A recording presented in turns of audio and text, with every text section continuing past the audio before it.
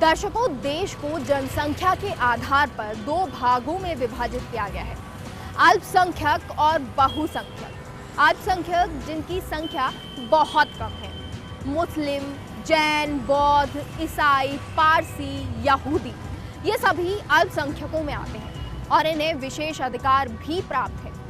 तो क्या वाकई इन्हें ये विशेष अधिकार मिलने चाहिए? और अगर मिलने चाहिए तो क्या इन विशेष अधिकारों से इन्हें लाभ मिल पा रहा है? नमस्कार, मैं मेघा स्वागत करती हूं आपका हमारी विशेष प्रस्तुति अल्पसंख्यक और अधिकार में।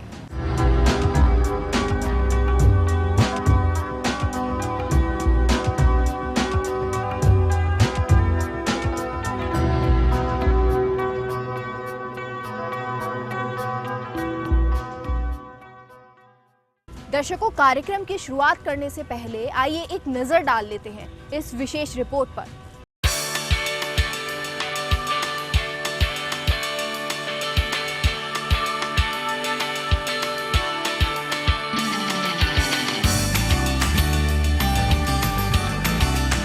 एक भारत श्रेष्ठ भारत, हम सब एक हैं।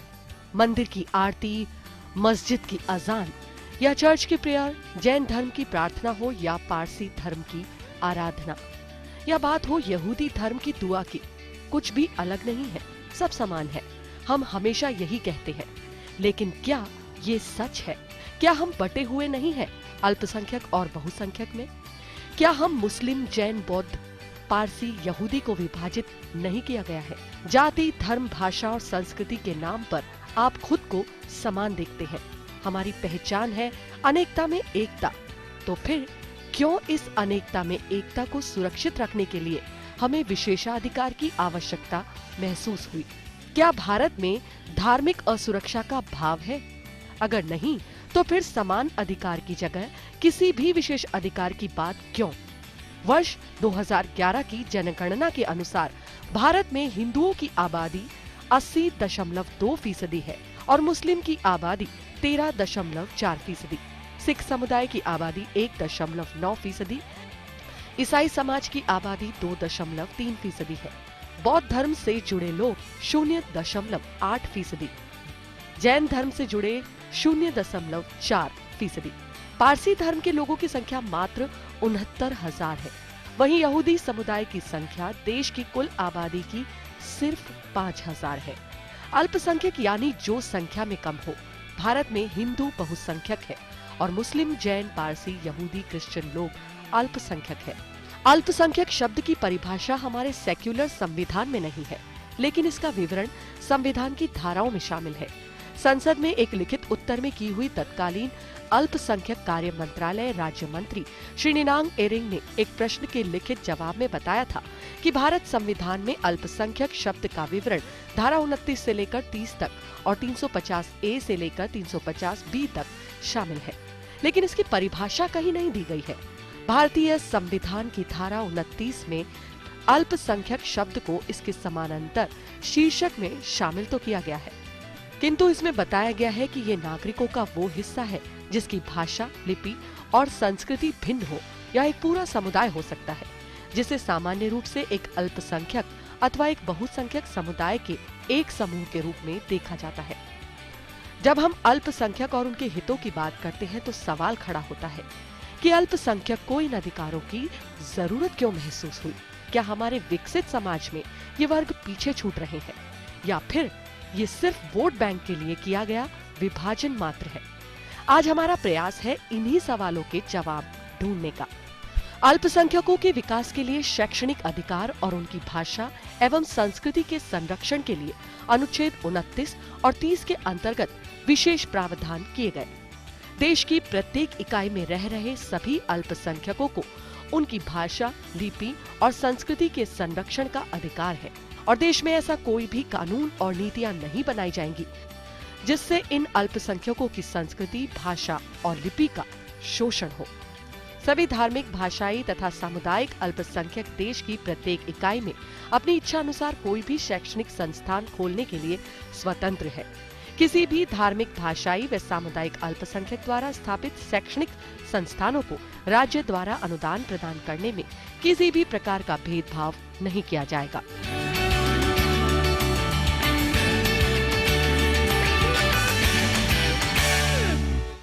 अल्पसंख्यक और उनके अधिकारों के विषय में क्या कुछ कहना है उदयपुर के लोगों का, चलिए आपको बताते हैं।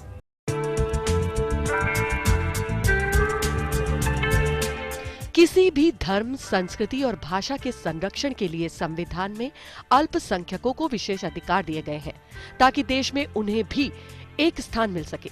लेकिन इन अधिकारों की जरूरत क्यों महसूस की गई और क्या सच में ये अधिकार उन्हें मिल भी रहे हैं?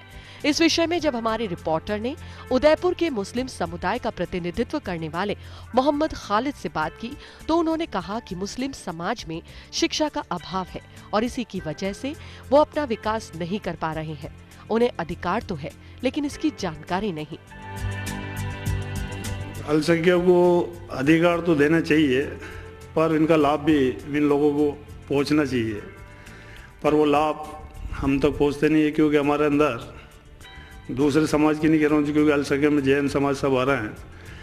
मुस्लिम समाज के अंदर एजुकेशन और पढ़ाई की एक बहुत बड़ी चीज़ है जो हमारे तक, क्योंकि गरीब तबका ज़्यादा है इसके अंदर, जो ये समाज चाहती है कि हमारे तक जैसे जो लोन आता है अल्पसंख्यक के, वो लोन वगैरह इन तक पहुँचे पर वो जानकारी मिलती नहीं है।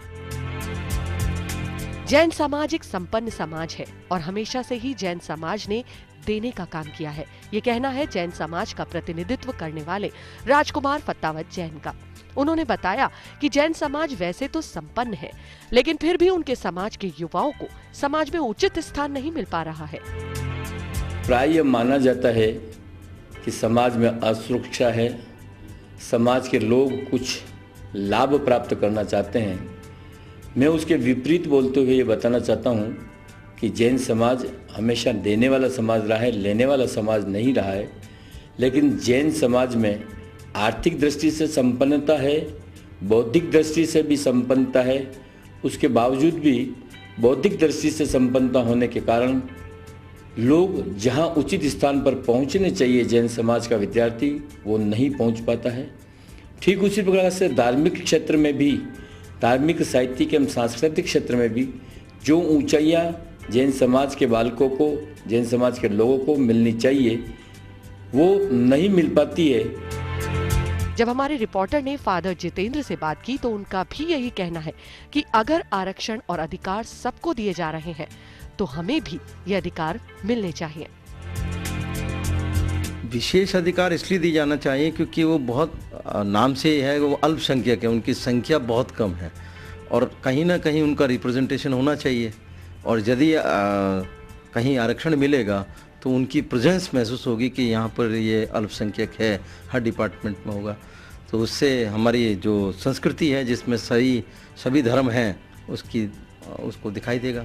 बिल्कुल उचित है, जब एसटी को मिल रहा है, एससी को मिल रहा है, जो ओबीसी को मिल रहा है, तो अगर माइनॉरिटी को मिले तो क्या कमी है, खराबी है, मिलना चाहिए।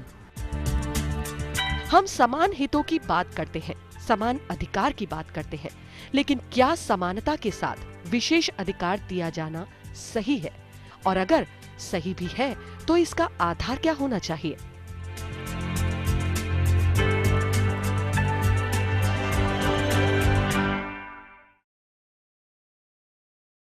तो अल्पसंख्यकों को जो विशेष अधिकार दिए गए हैं, वो विशेष अधिकार का वाकई वो लोग लाभ उठा पा रहे हैं और उन्हें इनकी ज़रूरत क्यों पड़ी? इस पर बात करने के लिए अभी हम मेरे साथ मौजूद हैं मनमोहन सिंह जी, जो कि एडिटोरियल हेड है बिजनेस रैंकर मैगजीन के। आपका बहुत बहुत स्वागत सर।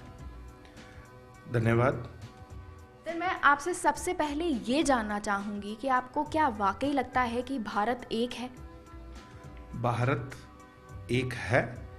भारत जैसा सुंदर देश विश्व में नहीं है। क्यों? कि यहाँ विभिन्न संस्कृतियाँ, विभिन्न बोलियाँ, अगर आप 10 किलोमीटर भी अगर आप ट्रेवल करके जाते हैं तो भाषा में थोड़ा सा फ़र्क आ जाता है, लेकिन फिर भी जो सांस्कृतिक सामंजस्य है हमारे भारत में है वो दुनिया के किसी देश में नहीं है। मैं कई जगह घूमूंगा, विदेशों में मैंने कई दो देशों को भ्रमण किया है, लेकिन जो संस्कृति, जो हमारा सामाजिक ढांचा भारत में है वो विश्व में कहीं नहीं है। तो ऐसे में आपको क्या लगता है कि जो अल्पसंख्यक वर्ग है उन्हें विशेष अधिकार दिए गए हैं, उनकी ज़रूरत उन्हें क्यों महसूस हुई? भारत के अंदर या विश्व में सामंती राज था, उस टाइम पे जो अल्पसंख्यक लोग थे वाकई ही वो दबे कुचले जाते थे। लेकिन आज का परिवेश बदल चुका है। आज के परिवेश में अधिकार मिलने चाहिए। वाकई ही जिस व्यक्ति को ये अधिकार मिलने चाहिए वो उससे वंचित रह जाता है, और जो समर्थ होते हैं अब उस अधिकारों को लेके, और एक ऐसी परंपरा चल पड़ी है कि एक के बाद एक के बाद, अगर जैसे मान लीजिए मैं ही अगर अल्पसंख्यक परिवार का हूँ, अगर मुझे अधिकार मिल गया तो मैं चाहूँगा मेरे बच्चों को भी वही अधिकार मिले, मेरी पत्नी को भी अधिकार मिले, मेरे आने वाले मतलब मेरे अगर परिवार में मेरे भाई बहन और कोई हैं उनको भी अधिकार मिले। तो ये जो एक संरचना बनाई गई थी ये पूरी तरह से विकृत हो चुकी है। तो आप ये कहना चाहते हैं कि जो संपन्न है उन लोगों को विशेष अधिकार नहीं दिए जाने चाहिए, जो आर्थिक तौर पर जिनको ज़रूरत है उनको ये अधिकार दिए जाने चाहिए? बिल्कुल सही है, आर्थिक आधार पे होना चाहिए। लेकिन होता क्या है कि ऐसा सरकार काम तो कोई करती ही नहीं है। बस ये है कि साहब जो जिसको मिल गया, एक रवायत चल पड़ती है कि साहब इनको दे दिया गया तो इन्हीं को ही कंटिन्यू रखा जाए। मेरे वैसे तो होना ये चाहिए था। मैं आपको बताता हूँ कि सिख धर्म के जो संस्थापक थे गुरु नानक देव जी, उन्होंने उस समय 550 पौने 600 साल पहले भी कुछ इसी तरीक़ा की वर्ण व्यवस्था थी जिसके अंदर की काफ़ी कठोरता और दबे कुचले जाते थे लोग। तो उन्होंने गुरबाणी के अंदर दर्ज किया था कि जात की गर्व न कर मूर्ख गवारा, इससे चले बहुत बेकारा। यानी अगर हम जात पात में पड़ जाएंगे, हम जात अगर आर्थिक आरक्षण अगर हम आरक्षण जो है हम जात के नाम पे देंगे तो हमारे समाज के अंदर टूटन होगी, जो आज आप देखने में मिल रही है। आप चाहे किसी भी समाज को देख लीजिए, आज एक दूसरे से कटा हुआ है, एक दूसरे से दूर है। जो हमारा सामाजिक सामंजस्य पहले था वो आज नहीं है, और वो धीरे धीरे टूटता चला जा रहा है, जिससे समाज को बहुत नुकसान हो रहा है, देश को बहुत नुकसान हो रहा है। अल्पसंख्यक हैं, उन्हें विशेष अधिकार दिए जा रहे हैं, उससे क्या वो देश में पृथक हो रहे हैं, ऐसा लगता है? देखिए, ये तो हकीकत है कि अल्पसंख्यक को जो अधिकार दिए जा रहे हैं पृथक तो हो ही रहे हैं। साथ में आर्थिक विषमताएं, सामाजिक विषमताएं जो समाज में बढ़ रही हैं वो हमारे भारत देश के लिए बहुत घातक सिद्ध होंगी।